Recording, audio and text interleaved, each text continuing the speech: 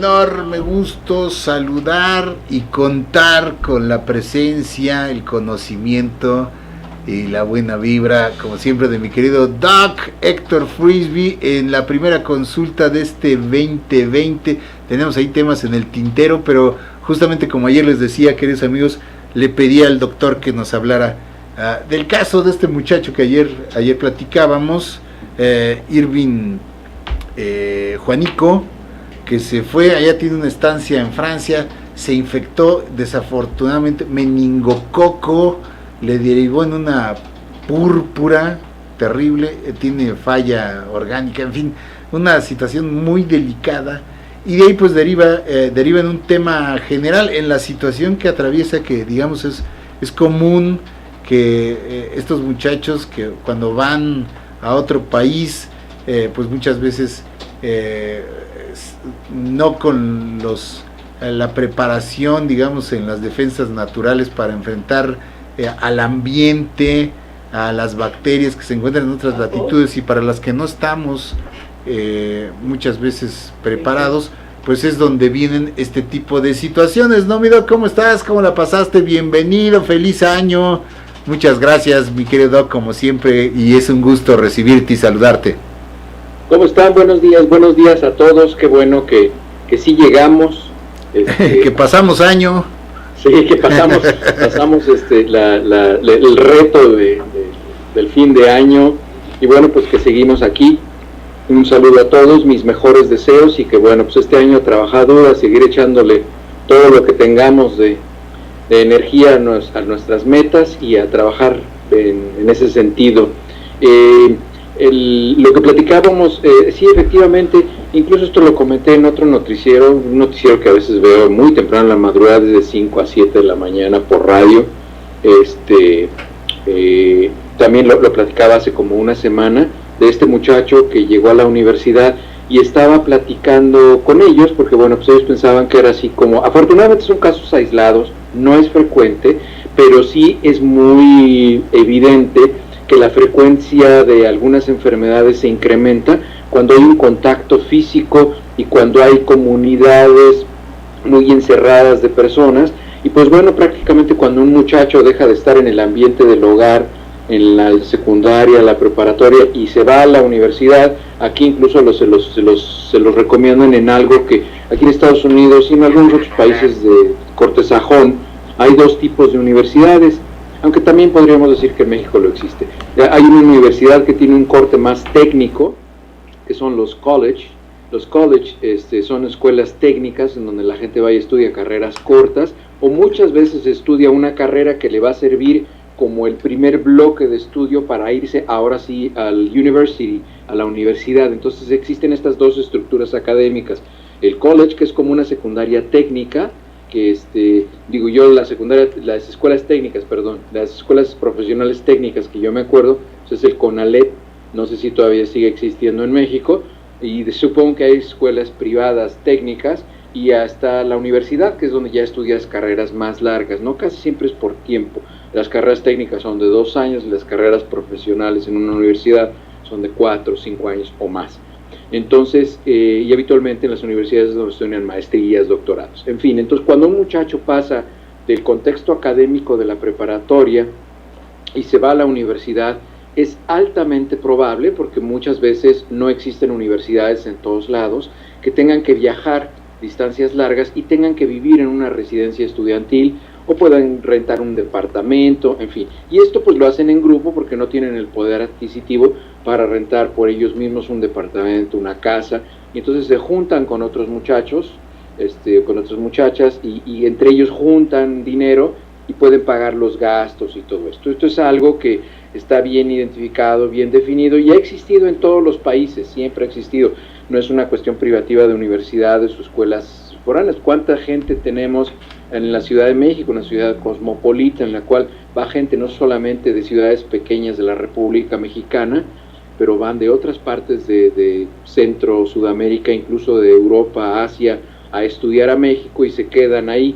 Entonces, esta cohabitación cosmopolita es lo que hace que se incrementen frecuencias de algunas enfermedades, y en algunos países es obligatorio. Por ejemplo, aquí en Estados Unidos es obligatorio que los estudiantes que van a una escuela técnica, a un college o a una universidad, lleven un certificado de vacunación completo para evitar dos cosas, que se contagien o que contagien a otras personas. Incluso se les pide también que certifiquen su estatus de tuberculosis, porque hay muchos países en los cuales estamos expuestos a tuberculosis y podemos tener algo que se llama tuberculosis latente, que ya eso podría ser un motivo de una plática posterior. ¿Qué es la tuberculosis latente? Porque es probable que muchas personas en México tengamos tuberculosis latente sin saberlo, y es por eso que los anuncios de las medicinas estas que disminuyen el sistema inmunológico para evitar que los pacientes tengan psoriasis, artritis reumatoide u otro tipo de enfermedades, siempre se tiene que hacer una prueba de tuberculosis para ver, porque si el paciente tiene tuberculosis latente no puede utilizar el medicamento porque se va a hacer una tuberculosis clínica. Bueno, entonces cuando los muchachos van ahí deben de tener su certificado de vacunas, y no es solamente el meningococo, la Neisseria meningitidis es la bacteria que causa la meningitis, que es el meningococo. Deben de llevar certificación para esa vacuna. También deben de llevar su certificado, ahora se les está pidiendo últimamente también, certificado del virus del papiloma humano a hombres y a mujeres, porque se está incrementando de manera epidémica el cáncer de laringe, el cáncer de garganta, como le dice la gente. El cáncer de laringe se está incrementando de manera muy importante por los hábitos sexuales que están cambiando, y ahora la práctica del sexo oral es algo que pues prácticamente forma parte del paquete del ejercicio de la sexualidad para la mayoría de las personas que están iniciando o continuando su vida sexual, y la presencia del virus del papiloma humano en la laringe está causando un incremento de tintes epidémicos y está causando cánceres importantes, y como prácticamente es asintomático, las personas no buscan ayuda hasta que es demasiado tarde. Entonces se les tiene que hacer a las personas que tienen sospecha de un cáncer de laringe, se les hace un Papa Nicolau de la laringe para ver que no tengan cáncer de laringe. Entonces esto es algo que se tiene que hacer, y por eso se tienen que vacunar contra el virus del papiloma humano. La otra vacuna que se les pide a los estudiantes para ir a la universidad es la vacuna triple viral, que es la que incluye sarampión, que es sarampión, no es sarampeón, es sarampión, rubeola y parotiditis, o paperas como les dice la gente. Esas son las la otra vacuna que se les solicita. Y también se les pide que tengan una actualización del toxoide tetánico o del tétanos, y habitualmente se les pide que sea los tres componentes de la vacuna del tétanos, que es la que se conoce como Tdap o DTaP, que son las iniciales de tétanos, difteria y atenuada, pertussis atenuado. Eso es lo que significa Tdap. Esa es la otra vacuna que se les pide. La otra vacuna que se les pide es la varicela, o que demuestren que ya les dio varicela. Se puede hacer un examen en sangre y demostrar que ya les dio varicela, y eso causa inmunidad natural y ya no tienen que obtener la vacuna. La siguiente es que tengan hepatitis B. La vacuna de la hepatitis B también es muy importante. Y la última vacuna que se pide es la de polio. ¿Por qué se empezó a pedir la vacuna de polio? Porque ha empezado a haber muchos estudiantes de partes como Pakistán, India, Irak, Afganistán, todos esos países. Todavía hay países de África también, de Nigeria, hay mucha gente que viaja a estudiar aquí a Estados Unidos, y en esos países no hay un cuidado como lo hay en México. Siempre yo les he dicho que estoy muy orgulloso del sistema de vacunación en México. Hay muchos países de estos que no es obligatorio que la gente se vacune contra polio, o no es acostumbrado, no es exigido en las escuelas. Entonces puede haber que haya un estudiante que venga de una escuela de un país en el cual haya alta incidencia de polio y que tenga una infección por poliovirus, y vaya a la universidad y contagie a otras personas. Y si por ahí hay de estas personas que son de estas que dicen que no se vacunan, que por convicciones religiosas, ideológicas y todo esto, pues tienen que firmar un documento para la escuela. Hay escuelas en las que de plano no los dejan entrar, en la entrevista buscan alguna otra excusa para no dejarlos entrar a la escuela, y obviamente no les van a decir que los discriminan porque no están vacunados, alguna otra razón les esgrimirán para no hacerlo, pero en realidad es eso, para mantener un ambiente académico sano. Ahora, una aclaración, esto no solamente es en las universidades, esto también es cuando una persona se va a integrar al ejército, o cuando una persona se va a integrar, por ejemplo, a grupos de misiones para ir a otros países. Es decir, cuando una persona se va a integrar a una comunidad en la cual va a haber intercambio, potencialmente intercambio de saliva, intercambio de heces, de heces fecales, porque va a haber contacto genital entre una persona y otra. Es por eso que te tienen que utilizar estas vacunas. Y esto no es otra cosa más que una evidencia de que yo siempre he dicho, probablemente los dos avances más grandes que tuvo la medicina en los últimos 200 años, uno son los antibióticos y la otra son la creación de las vacunas. Entonces, las vacunas previenen que se presenten estas enfermedades. Entonces, porque ya vimos que en un muchacho previamente sano, como este estudiante que hay, la vacuna por Neisseria meningitidis es terriblemente agresiva y el cuerpo va a gastar mucha de su energía para combatir la infección, va a distraer la reacción inmunológica para el resto de los frentes que tiene y el paciente puede empezar a tener reacciones autoinmunes, como es la enfermedad de la púrpura. La púrpura trombocitopénica idiopática es una complicación que se presenta en pacientes que tienen una enfermedad que está distrayéndoles la mayoría de su sistema inmunológico, y entonces los pacientes empiezan a tener complicaciones de este tipo y el pronóstico pues es bastante malo para la vida y también para la función, porque si estos pacientes llegan a recuperarse, su función desde luego pues no va a regresar a ser como fue antes de la infección. Entonces es muy importante prevenir, tener prevención primaria, es decir, que todas las personas que saben que se van a ir a un lugar donde van a convivir con otras personas, que no saben qué hábitos tienes, porque pues no vas a llegar a pedirle a todas las personas que te enseñen su certificado de vacunación, o que si no tienen virus del papiloma, pues obviamente no lo vas a hacer.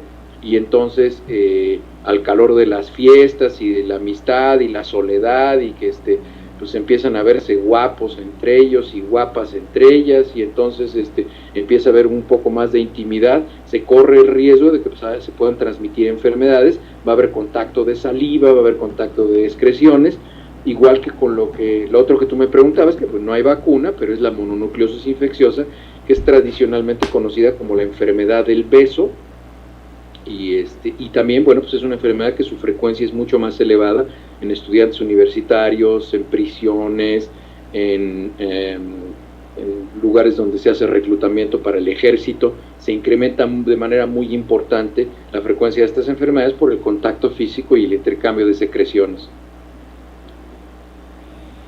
Pues sí, es, digamos, algo prácticamente inevitable, doctor, este tránsito de personas que hoy se tiene, que lo hemos dicho en otras ocasiones cuando hablas, por ejemplo, del riesgo de epidemias, ¿no?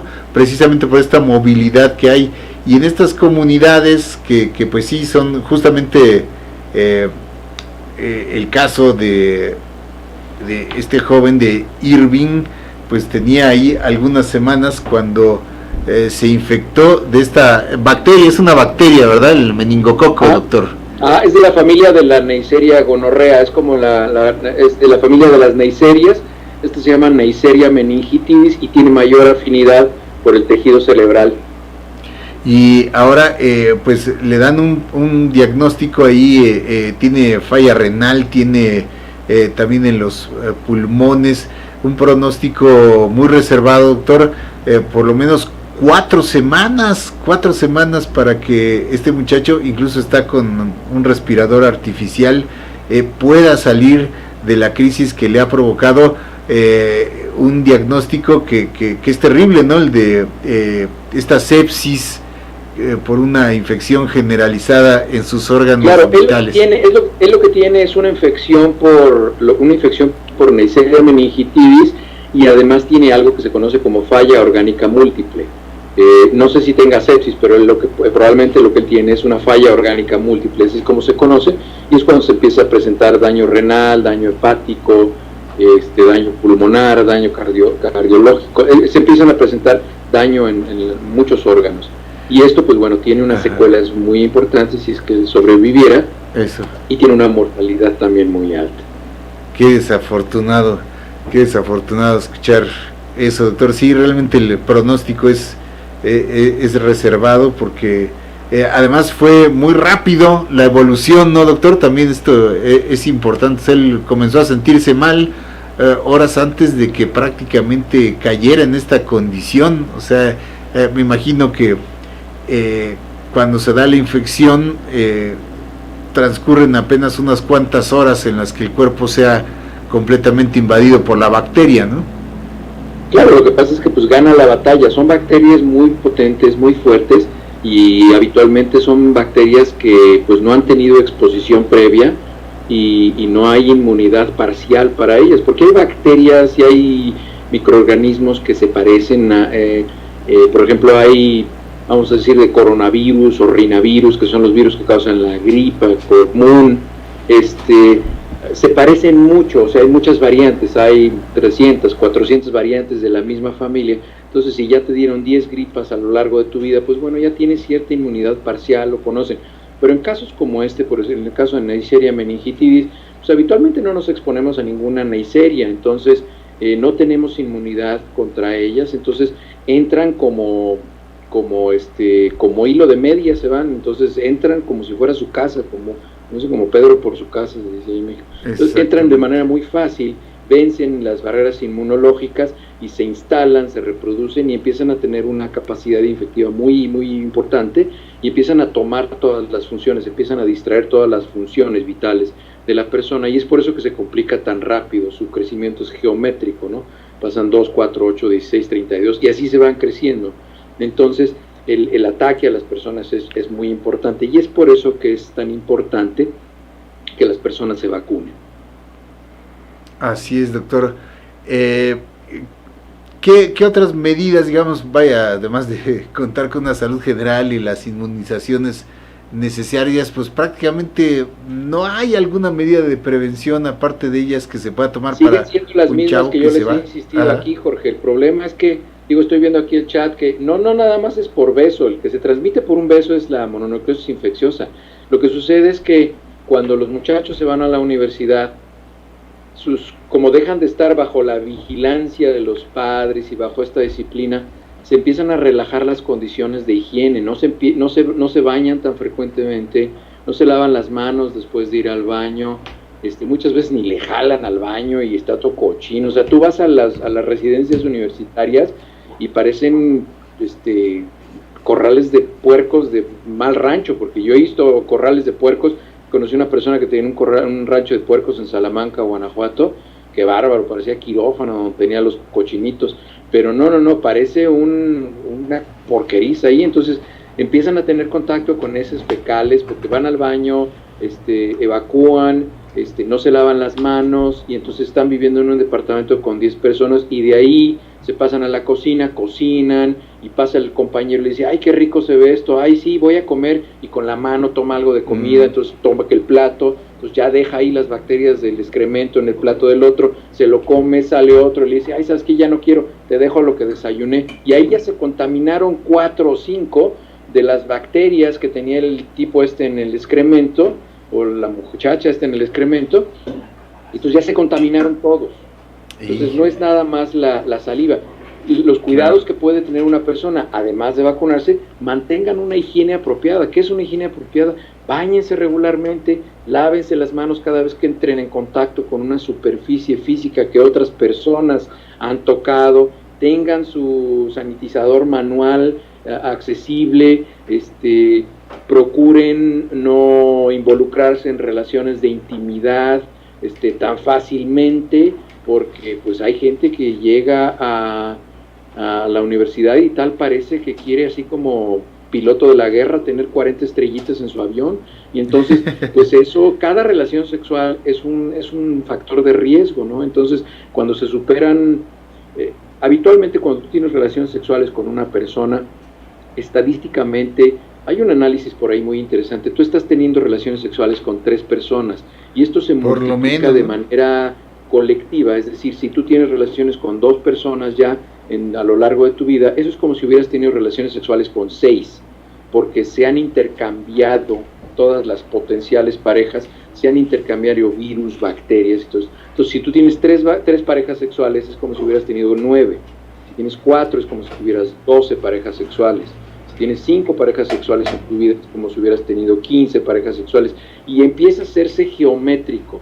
Entonces, ustedes nada más imagínense, para que lo dimensionen, si ustedes empiezan a tener relaciones sexuales, vamos a decir, con 3 personas a lo largo de su vida, pues es cosa de que acuesten en una cama 9 personas, e imagínense que esas 9 personas se van a intercambiar sus fluidos y sus secreciones entre ellas, y eso es lo que está significando una relación sexual. Entonces, eso es lo que tenemos que pensar, más allá de las convicciones religiosas y todo. Yo lo estoy diciendo desde el punto de vista de higiene, de salud, y es por eso que se deben tener precauciones, es por eso que se tienen que utilizar condones, preservativos, que son barreras físicas que van bloqueando la manera en la que las secreciones y las excreciones se van intercambiando entre un individuo y otro. Entonces, hay que ser muy cuidadosos con las relaciones de intimidad. Yo sé que esta es una conversación que a muchos les va a sonar muy religiosa y todo esto, pero yo lo estoy diciendo desde el punto de vista de higiene personal, no nada más que eso, ¿no? Y además, claro, que cada quien haga lo que quiera con quien quiera, pues. Pero no, sí, y sobre todo, pues imagínense, ser muy consciente de qué es lo que estamos haciendo. Claro. Y esa mentalidad de que no pasa nada hasta que pasa, y cuando pasa, a veces ya no se pasa. Entonces, exactamente, hay que estar muy conscientes de lo que hacemos. Exactamente, sí, y pues imagínate, en esos ambientes, ¿no? Y a esas edades universitarias, como bien dices. Oye, hay gente que no se cura, hay gente que sigue siendo rabo verde y cola verde hasta que se muere. Eso sí, hasta que les falla la fuerza.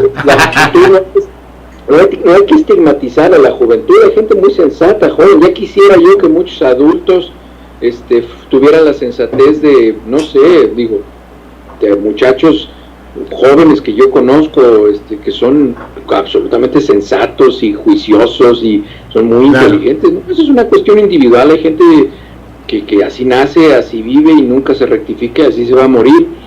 Y efectivamente lo que está poniendo aquí Teresa, siempre hace unos comentarios muy acertados, efectivamente en los baños públicos, no sé si se han fijado, pero en los baños públicos de los aeropuertos, las centrales de camión, ahora ya se utiliza un sistema de 3 paredes. Hay una pared, luego hay una pared que bloquea la vista de esa, y luego hay otra pared para que la gente tenga que caminar como en una S o una Z para introducirse a los baños de los aeropuertos, de las terminales de camión, de las terminales de tren, para que no tengan que tocar picaportes, porque ahí era una fuente de infecciones altísima y era muy frecuente que la gente iba de vacaciones a un lugar y necesariamente era un cuello de botella las terminales de camiones y los aeropuertos, y mucha gente se enfermaba, entonces echaban a perder sus vacaciones o su regreso a casa, porque ahí se infectaba. Entonces ahora la gente ya no tiene que tocar ningún picaporte, nada más tiene que pasar ese sistema de S o de Z para entrar a esos espacios,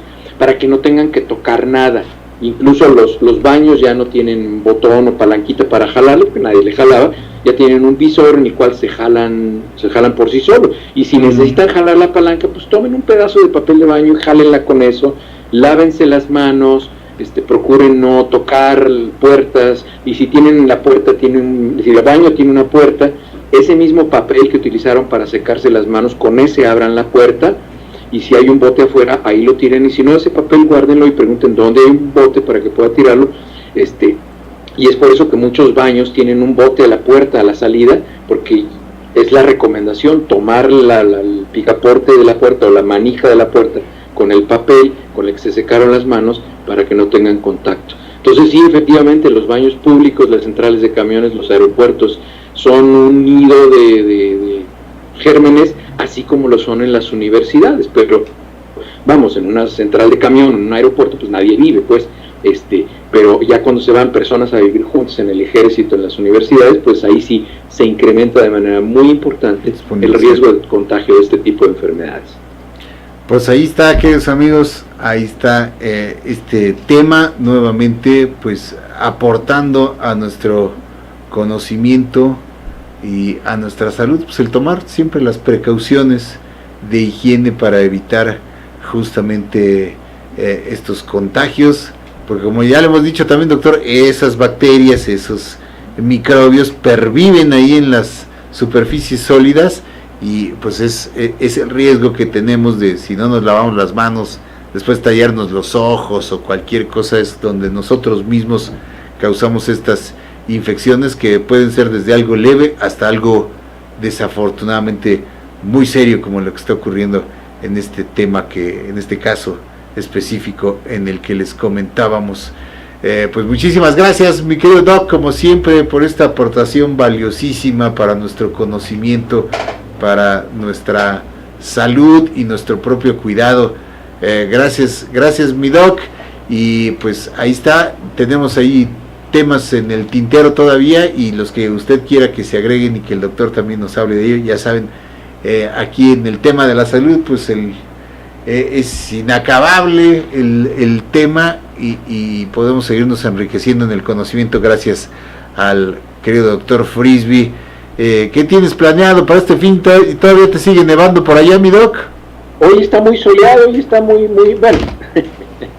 Estábamos ayer a 32 grados, o sea, son 0 grados en la tarde. Ya nos acostumbramos ya, pero sí, hoy está soleado, estábamos cuando salí de la casa estaba como a 10 grados centígrados, pero no tengo grandes planes. Fíjate que hay algunos planes profesionales que estoy haciendo y me está quitando mucho tiempo, me está tomando mucho tiempo. Pero pues no, probablemente iría a hacer ejercicio nada más al gimnasio, a caminar, probablemente a la montaña. Desafortunadamente, como nevó, se hizo muy lodoso el camino, el sendero de la montaña que habitualmente voy con Pedro. Entonces no puedo ir a caminar ahí. Pero sí, vamos a ver qué sale. Siempre sale algo aquí, y como bien pues, se acerca a las montañas, ahí salen mis actividades. Yo te platicaba que anduve por Nueva York, entonces si no es una cuestión cultural. Fíjate que tienes razón, hay una exposición de Monet aquí en el Museo de Arte de Denver, probablemente vaya para allá. Pues excelente, mi querido doctor, y ya estaremos puestos para la siguiente consulta. Tenemos ahí el tema de la bilis pendiente, del tema de la claro, sí, el derramamiento de la bilis. Es crónica litiásica. Así es. Vamos a platicar que son piedras en la vesícula, pues, para decirlo en términos cristianos. Entonces, claro, podemos platicar de eso y de lo que vaya saliendo, con mucho gusto. Muchísimas gracias, mi querido doctor, te mandamos un abrazo, el agradecimiento de todo. Un abrazo a todos, mis mejores deseos, y ahí estamos comunicándonos, y a lavarse las manos. Eso, gracias, mi doc, un abrazo. Vamos a hacer una